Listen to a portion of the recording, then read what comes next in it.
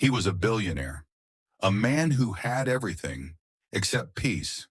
Every morning began the same way: a black car, a phone in his hand, voices of assistance, contracts, numbers, decisions.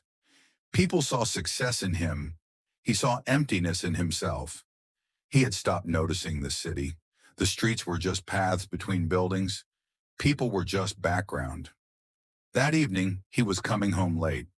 Christmas was approaching, but for him, it was just another day. Store windows glowed. Music played. Everyone was rushing somewhere. That was when he saw her. She stood outside a small shop window. Not inside. Outside. Looking through the glass. She wore an old coat, far too thin for the cold. Her hands were hidden inside the sleeves, her head slightly lowered.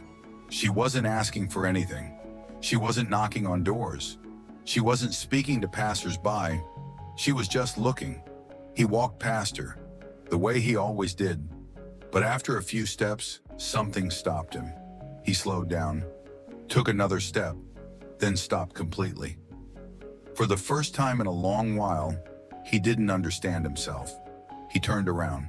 She was still standing there, unaware of him, looking at the food behind the glass as if it belonged to another life. In that moment, he felt something unfamiliar. Not pity, not sympathy, shame. He walked closer. "Are you waiting for something?" he asked. She flinched, looked up. There was no begging in her eyes. "I'm looking for a job," she said quietly. "Since this morning." He studied her, young, intelligent, far too calm for someone who had nothing. "Why here?" he asked. "It's warm here," she said after a pause. "And there's light." He fell silent. People passed by, laughing, buying gifts, taking photos, and she stood among them, invisible. "Do you have family?" he asked. She lowered her gaze. "I did. My husband died. I lost my child later. After that, everything fell apart." He didn't find words right away, because he understood. Money would not bring her past back. "You're not asking for help," he said. "Because help is always temporary," she replied, "and I need to live."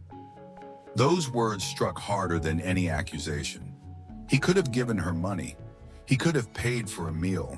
He could have walked away and calmed his conscience. But he did something else.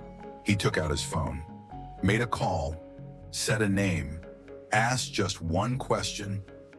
"Can you take someone without experience, but with character?" He ended the call. "Come here tomorrow," he said, handing her a card.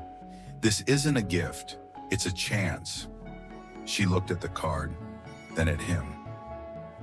"Why are you doing this?" she asked. He didn't answer right away. "Because once, someone did the same for me," he finally said. The next day she came. No one greeted her with flowers.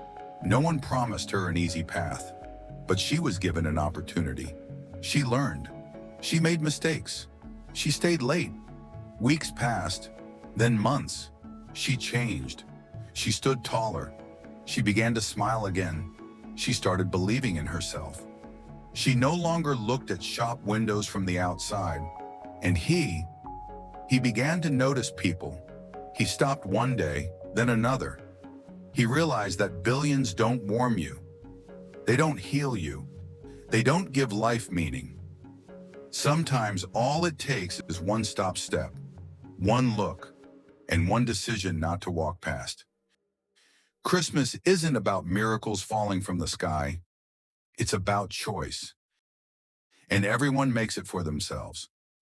Sometimes one step is worth more than $1 billion.